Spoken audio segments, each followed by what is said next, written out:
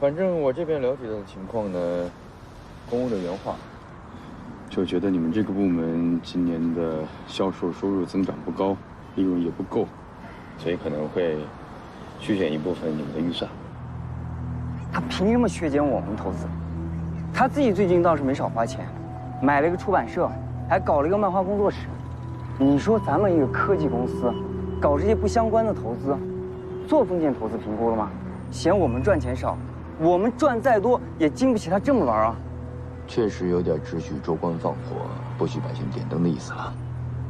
但是没办法呀，人家是大老板，我们是打工的，就只能按照他的意思去做吧。别看他现在花钱痛快，迟早有他想办事儿没钱花的一天。行吧，你先去忙吧，随时联系。行，走了。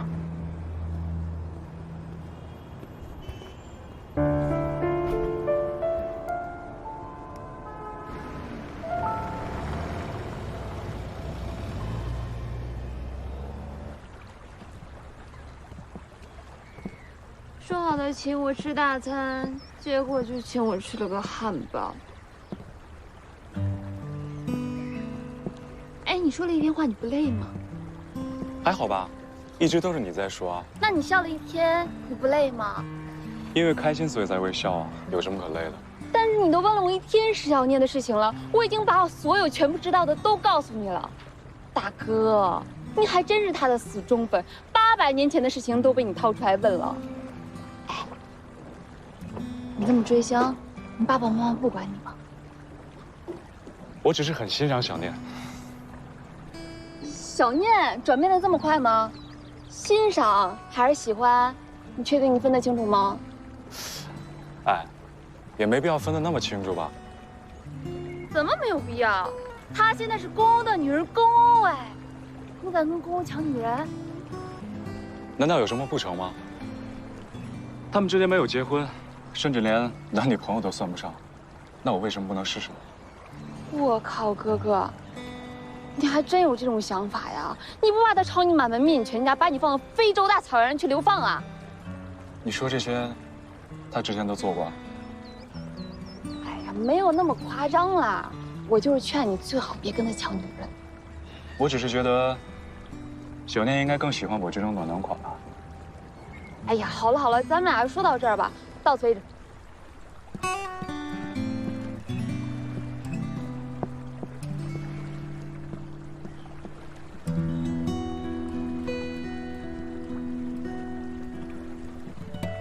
丸子，那你也不能什么都说呀，这嘴真是没有把门的。而且有些事情根本就是假的，你还跟他论述。把你吹嘘的越厉害，他不是更愿意出力吗？哎，我跟你说，这个白宇真的挺有想法的。今天就给我提出来什么要趁热打铁举行画友交流会。我觉得这个想法挺不错，这样可以迅速把你的品牌推出去。要不然你一直躲在幕后，别人知道你是谁呀？不知道我是谁又怎么了？不在乎这个，我就好好的画好我的漫画，挺好的。你怎么什么都不懂啊？现在的宣传效果能为你的漫画带来10倍以上的效应。到时候美少女漫画家、2次元美少女中软文一血，你不想火都难。难道你打算一直靠着公欧，不打算靠自己的漫画赚点钱了？那倒不是，我跟你说，我最近还压力挺大的，因为他昨天，带我去了一个文化产业园，然后呢？然后，在一个特别漂亮的地方，给我设计了一个漫画工作室。什么工作室啊？石小念漫画工作室。喂，你在不在听啊，丸子？说话呀！白玉果然没有任何希望了。暖男有什么用啊？公欧才是真男人。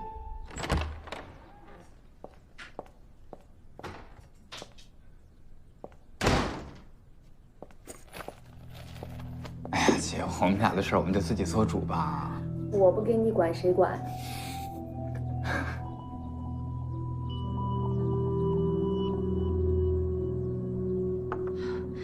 学姐，你怎么来了？你回来了。正好下午没会，就过来看看千初。我们正在商量你们之间的事儿呢。先坐吧，小弟。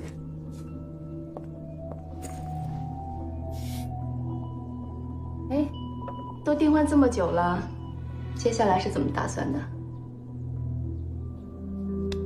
姐催我们赶紧领证呢。是啊，你跟师弟从小就认识了，是该考虑考虑了。行了，小弟回来我就放心了。你先好好休息，公司的事情先别操心啊。好，那我先走了。姐你慢点。我送总监，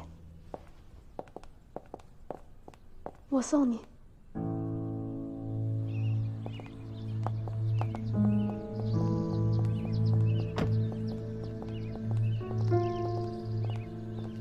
去车上等我。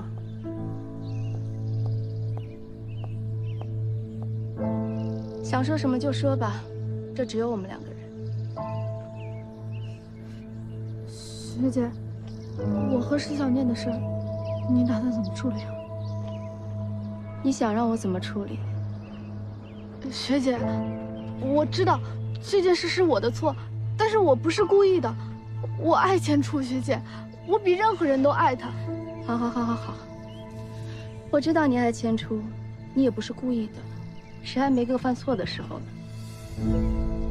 不过你不用担心，我是不会告诉他的。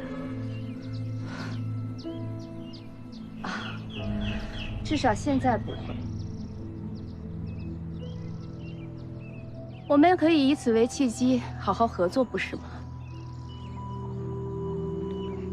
可是这件事我不明白，石小念的漫画复印件怎么会在你这儿啊？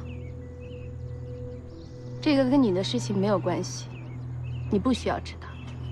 那我怎么相信你不会在千初面前拆穿我呀？我也没有强迫你相信我呀。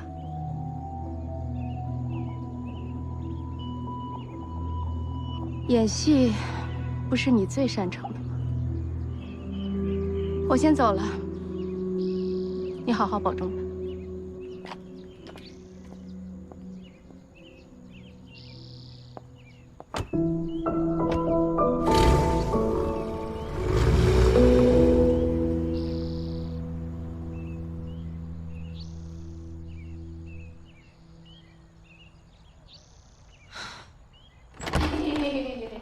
哎，这位富婆你好，请问有什么需要，小的将给您服务。你搞什么啊？哎，这位富婆，您知道在这个产业园拥有自己的工作室意味着什么吗？意味着什么？意味着很多行业的尖端人士都将为您工作。听说你在这儿碰到你妹了，消息灵通啊！她竟然就在我楼下。哎，你还别说，这个穆千珠为石迪真的下得了血本。不过什么？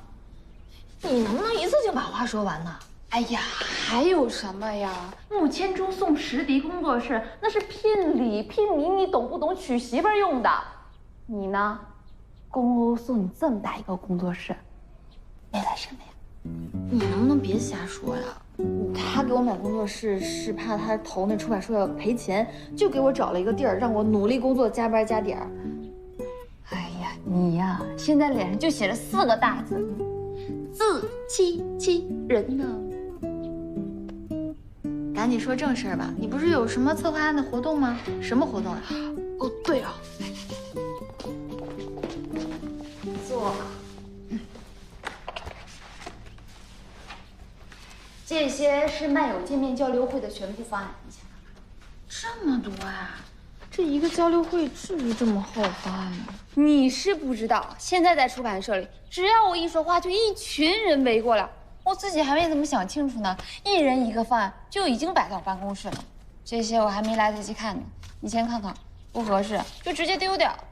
啊，不过，咱们有必要参加这种活动吗？当然有必要了。那天我跟白宇聊完之后，我才发现，现在这个粉丝对偶像的崇拜真的非常可怕，让更多喜欢你漫画的人见到你本人本来就是一件非常有意义的事情，再加上他们都是你漫画的忠实粉丝，多吸取他们的意见，不是会画得更好吗？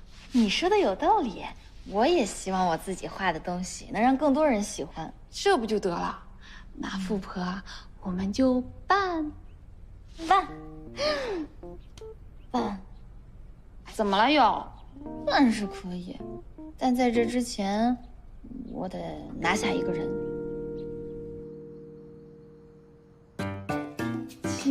请。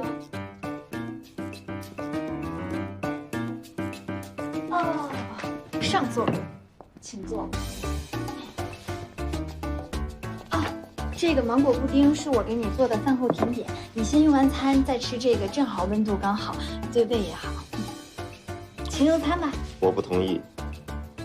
什么就不同意啊？凡是需要你费力讨好我，想让我答应的事情，我都不会同意。你是不是故意跟我对着干啊？所以你怎么想了？那就别使。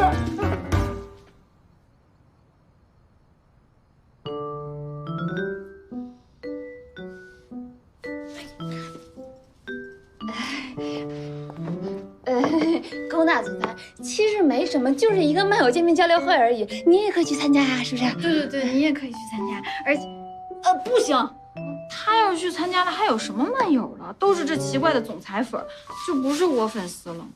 见面交流会，哼，你们慢慢吃，我不饿。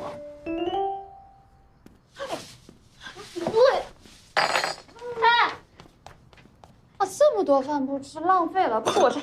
你就同意了吧？一个交流会而已，丸子说就在发布会现场待一下午，而且还会有很多媒体来参与，真的不会有什么意外的。既然你自己都决定了，还来问我？我得问你啊！我不提前跟你说好了，像你这脾气，你万一去破坏现场怎么办呀？我还不了解你啊！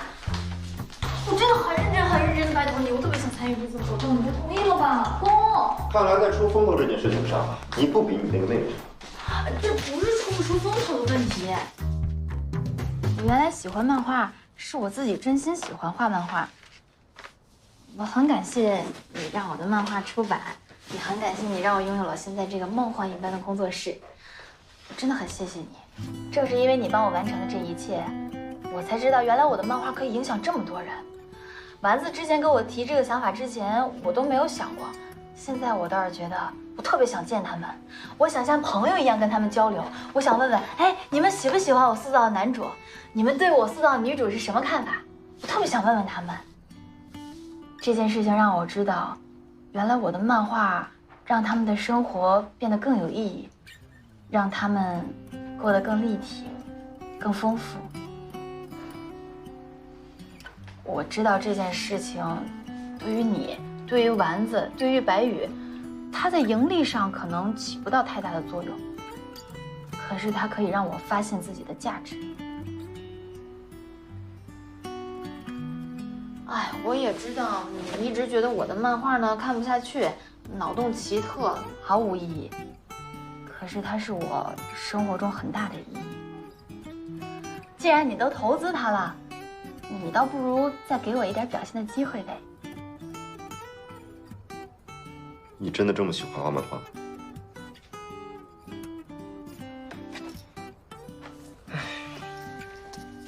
随便吧。那你就是同意了，你这态度就是同意了。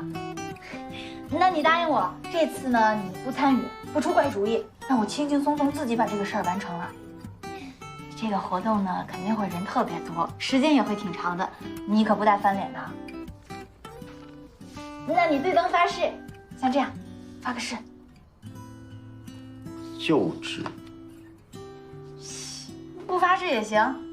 那咱们握个手。谢谢你。那我去给你热菜了，你不许反悔啊。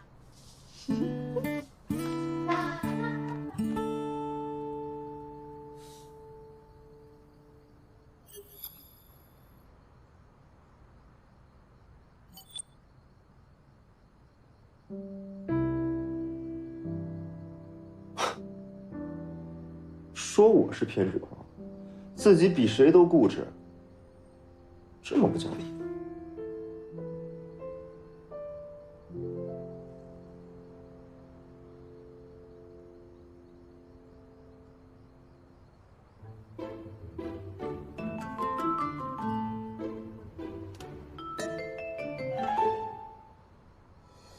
就请你带走我的心，填满柔软的幻想，孤单疲惫都已融化在你。上面支援的一定要注意安全，小心啊！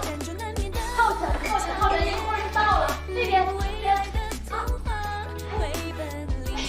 小念来啦！可以呀，怎么样？像不像生活在你的漫画世界里面？你这动作够快的，想不到你还真有当主编的才华和天赋。只不过我担心我这粉丝能承担这么大场面吗？会不会有点太夸张了？你是不知道，你的粉丝号召力连我都没想到，报名人数现在已经超过了1000人。要不是我精挑细选，这会场都坐不下。是吗？我看看。李国庆、陈翠花、季永强、吴秀英，这都是些什么名字啊？难道我的漫画现在已经开始吸引中老年了？哎呀，别想那么多了，有粉丝来就行了。哎，对了，我今天还有任务要分配给你呢。什么任务？我们呢，根据你的漫画做了一些周边，人偶啊、漫画原稿、复印稿啊、手机链、钥匙扣啊，这些可都是白羽连夜找工厂赶制的，但绝对保证做工精细、良心产品。一会儿呢，你就旁敲侧击的推销一下。你这商人模式转变的也太快了吧？那当然，近朱者赤。我现在怎么说也是攻打总裁女人身边的朋友，当然觉悟要跟上了。哎，公呢？他竟然没跟着你啊？他又没粘在我身上，干嘛到哪儿都要跟着我呀？那他没跟着你，没找人视察呀？他不担心吗？你想问米生就直接问。米生送我来的，现在走了。怎么着？你是不是有点小失落呀？你看看你，今天还精心打扮了一下。你胡说，我哪有？我平常就这么穿。我这是天生丽质。哎，我不跟你说了，我去后面安排了，你也快点过来吧，一会儿粉丝来了啊。好，帮我放到那边去，谢谢。先去休息一下吧，今天你会很忙的。谢谢你啊，白宇，要不是有你在，小丸子早就乱套了。他呀，我还是比较了解的。其实我是真心想跟你合作，帮你就等于帮我自己。如果你心里还是觉得过意不去的话呢？一会儿记得帮我们周边的产品打广告就好了。没问题。走吧。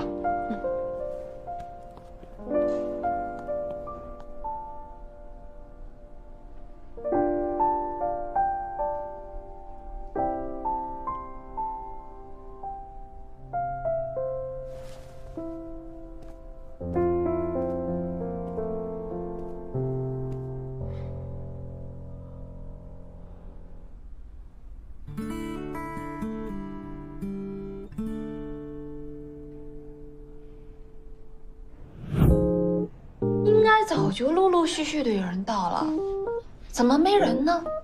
时间错了，地址错了，名单我都是确认好回复的呀。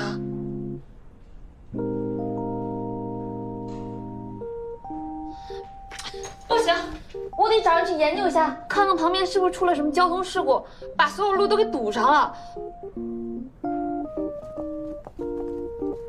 孙主编。啊！外面来了好多人，我得去看看。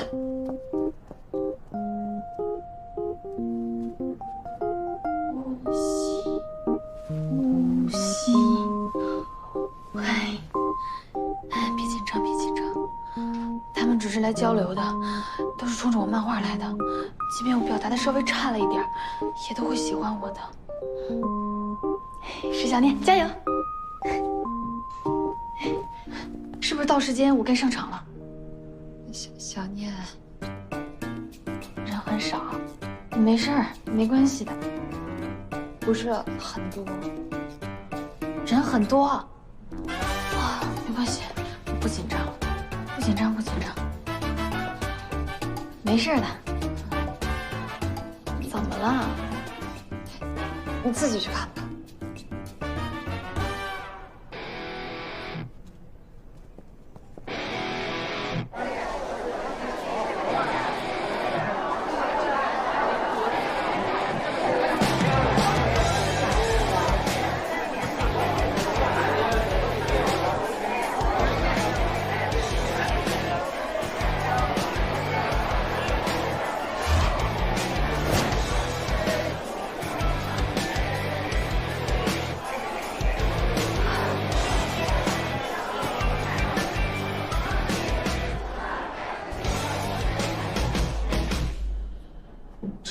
什么鬼啊？啊，小老板，这就是您安排的发布会粉丝啊？怎么了？准时、高效、安全，还不容易暴露，有什么不好吗？不容易暴露。小老板，这事儿谁帮你安排的？你告诉我，我帮你解决了它。这件事情我怕你们做不好，是我自己亲力亲为的。为这件事情，我还特地打电话给国内最顶尖的策划公司呢。怎么了？有什么问题吗？我就问一个问题啊，说，如果石小姐知道这次粉丝都是您安排的，您觉得会有什么后果？不会有任何后果，她不会知道，这些来参加活动的粉丝我都付了丰厚的酬劳，他们永远都不会说出去。那您觉得为什么石小姐突然取消这次活动？取消了。为什么？这个女人怎么想一出是一出啊？当初要搞这件事情的也是她，现在说走就走了，她把我公公当成什么人了？女人真是一个很奇怪的物种。是你比较奇怪，小老板。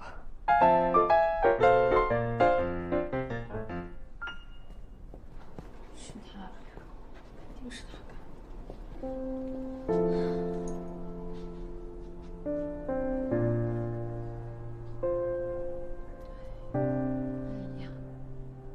小念，你别生气。你确定是公公干的吗？其实也不一定啊。哎呀，好吧，确实是他干的。他在你来之前让米生安了一圈摄像头，说是为了保护大家和人身财产的安全。你也知道，我最近懒得理米生，他愿意做什么就让他做吧。谁知道他会搞成这样？早知道我应该让报名的人每一个人发一张自拍过来。失误。你的意思是，他在这里安了一圈摄像头，而且你们都知道。其他房间都已经安装好摄像头了。好的。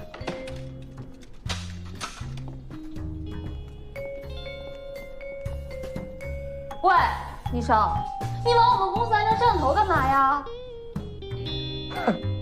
哎，当然是为了保护大家人身财产安全，不然呢？我告诉你啊，不许在我办公室里面安装摄像头。你不用告诉我，我不会在你办公室里安装摄像头。看什么呀？看你换衣服。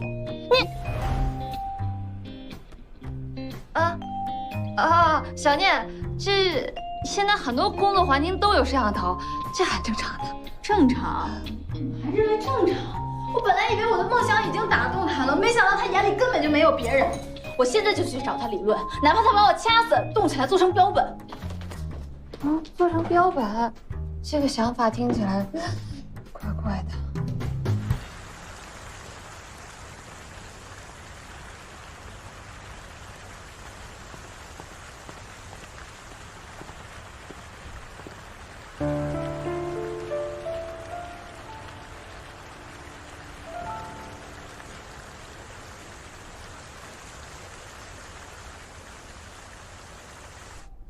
你们俩要说什么就在这儿说，这是公司唯一没有摄像头的地方。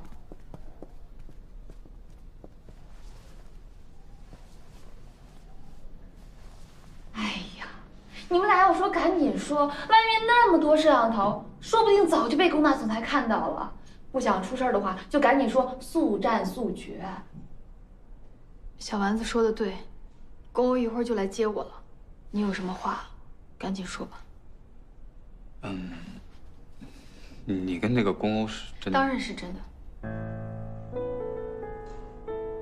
那他这个安排看起来，这个安排是我和他之间的一点小情趣，可能外人不太好理解。哦。你如果没什么想问的，那我先走了。哎，等等，我有事问你。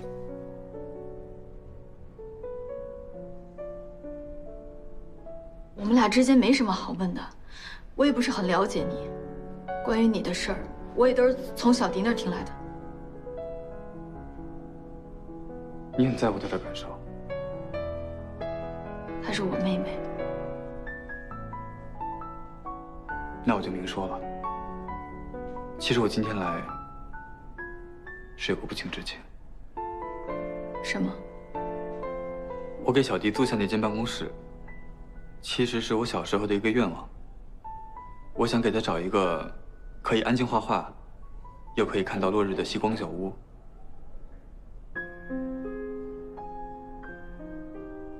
你真的很喜欢这儿吗？当然了，我觉得这里美得像一幅画。这里的夕阳很美。如果每一天都可以在这么美的夕阳里画画，那我这辈子就太幸福了。等我再长大一点，我要在这里造一座能看夕阳的小屋，让你在里面画画。真的吗？真的。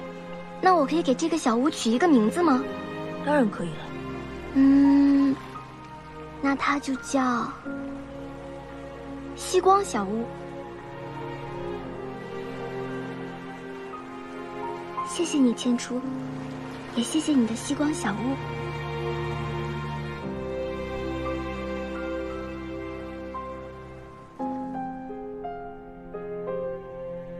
穆先生，你说的这个星光小屋和我没有任何关系。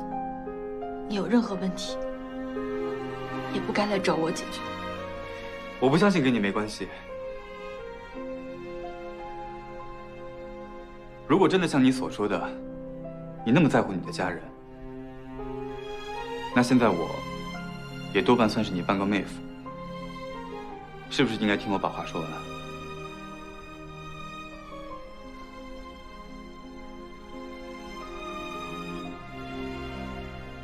你说吧。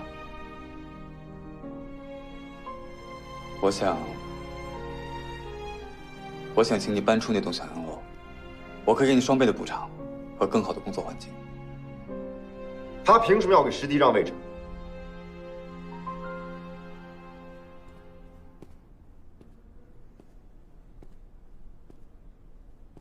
你以为你是谁啊？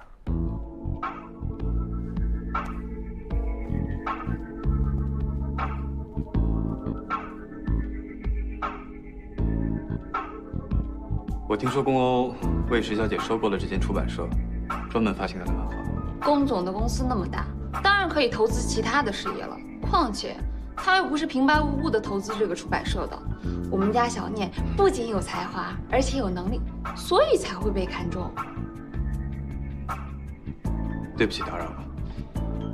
如果给你们带来了困扰，我很抱歉。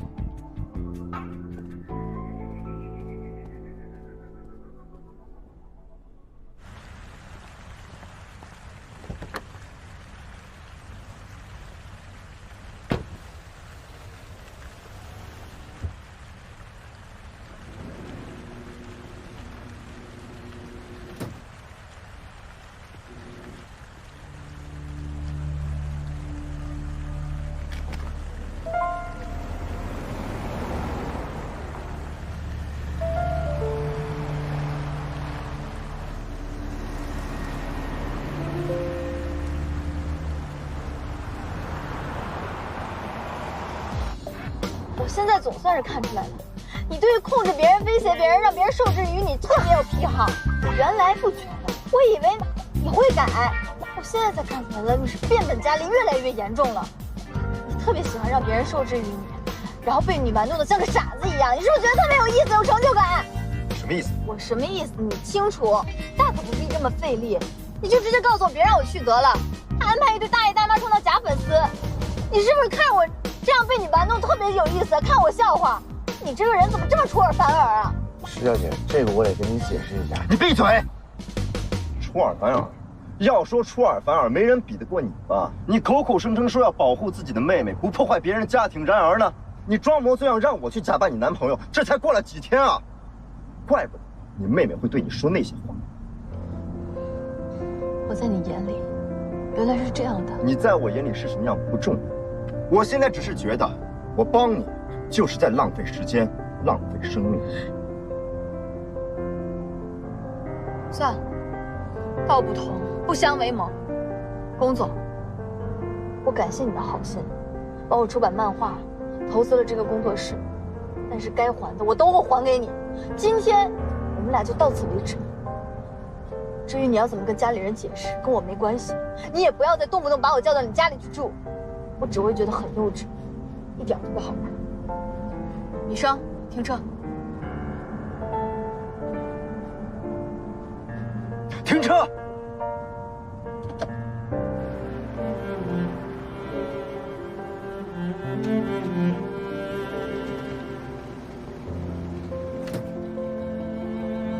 医生，不用管他，我们走。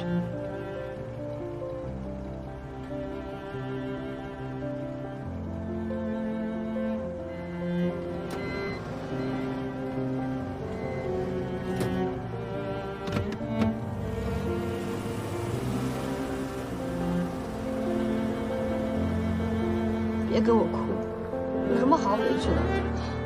女人就是这样，太情绪化了。可能是因为我刚才吵架的时候太激烈了。唉，现在想想，终于摆脱这个大魔头，倒是一件好事吧。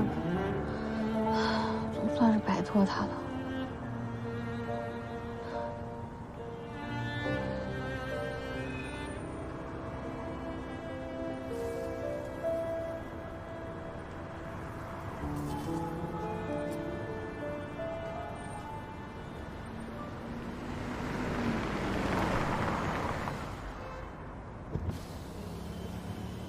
小念，快上来吧。徐小姐不见了。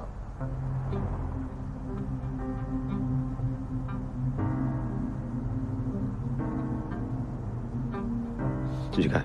不是小老板，生气吵架可以，但你不能因为生气就不管石小姐安全了呀。真卷车流里面了。他上了白宇的车。啊？您怎么知道？你前段时间调查白宇的时候，给过我他的车牌号。连白宇的车牌号您都能记住？哎呦，我真是服了。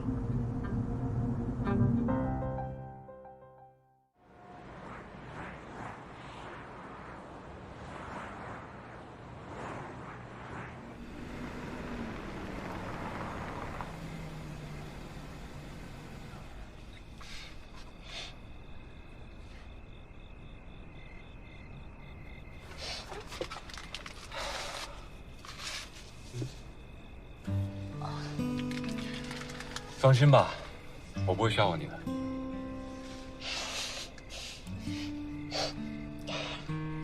你和宫欧是因为穆仙珠才吵得不可开交吧？他太霸道了，安监控，安排粉丝，我跟穆千初说着话呢，就能把我拽走，真是不可理喻。其实我觉得宫总的所作所为并没有那么恶劣啊。你怎么还替他说话呀？你忘了你刚来那会儿他是怎么对你的？我向来都是只对事，不对人。我觉得宫总对穆千珠的反应完全是正确的。哎，你想想啊，当初穆千珠提出让你搬走工作室，如果你不答应的话呢，师弟会变本加厉的跟你闹。但如果你答应的话，师弟以后也说不定更蹬鼻子上脸欺负你的。所以这个时候，宫欧出现在你面前，帮你对付穆千初，即使手段粗暴了一些，但是我觉得他真的是对你好，也免了你处处为难，不是吗？你真行，你这么一说，我还不太恨他了。虽然我还是很生气。也这么晚了，谢谢你送我回来，谢谢你陪我这么久。那你早点回去休息吧。别难过了啊。哎，要不我送你回去吧？不用了，我自己就可以走进去。好，你早点回去吧。拜拜，慢点啊。路上小心。你也小心。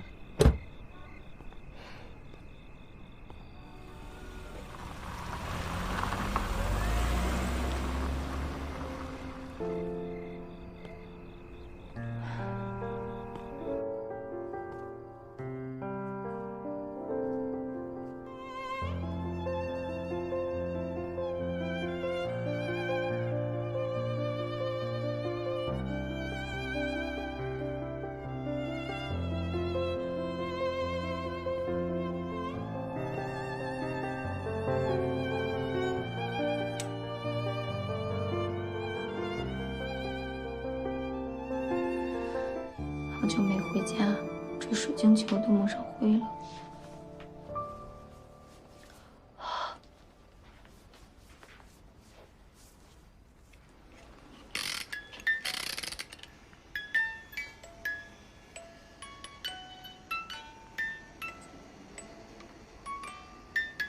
那千初，这个送给你。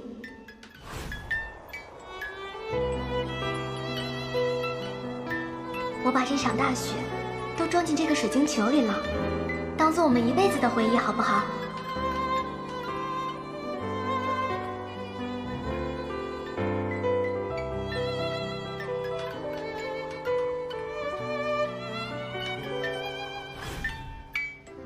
千初，我送你的这一场大雪的回忆，你还记得吗？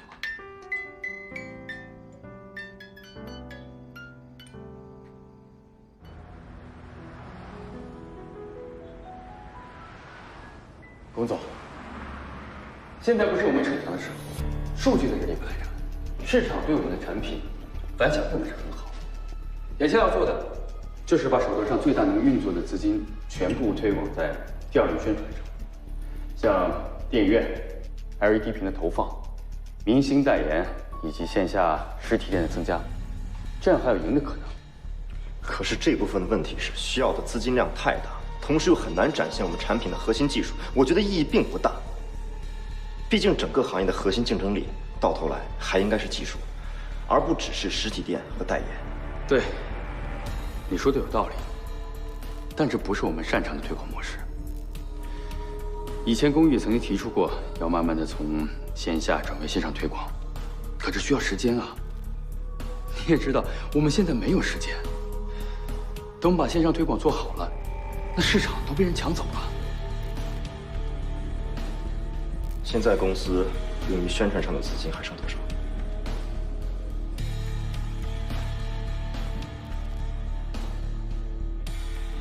不可能。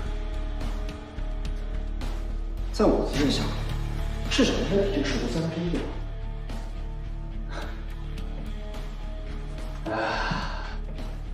上个月我们投资部买了一个出版社，这个月又买了一间工作室，所以资金上有些捉襟见肘。这两个投资，不只是简简单单的把钱花出去，我自有我的决定。OK， 只要龚总有自己的计划和安排，我们都没有问题的。只不过线上宣传的钱，我真的没有办法再给你了。要不这样，我的部门这个月的工资和奖金就不发了，来去做线上宣传，1个月的时间吧，挺得住的。算了，这样吧，你把原定用于线上宣传的资金全部给我，我自己想办法。散会。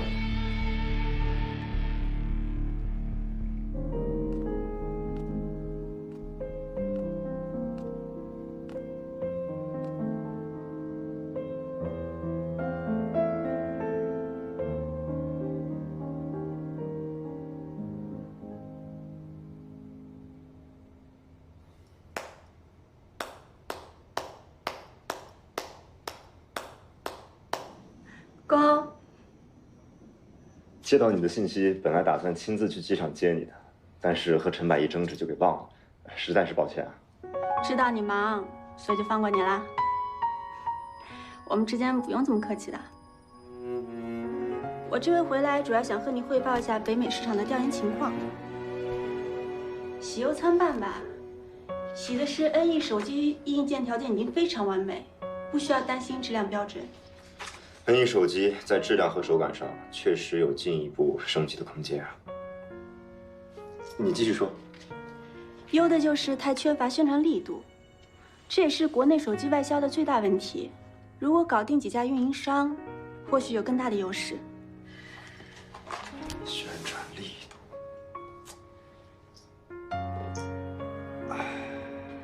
如果我们准备进军北美市场，我会出一份完整的策划案。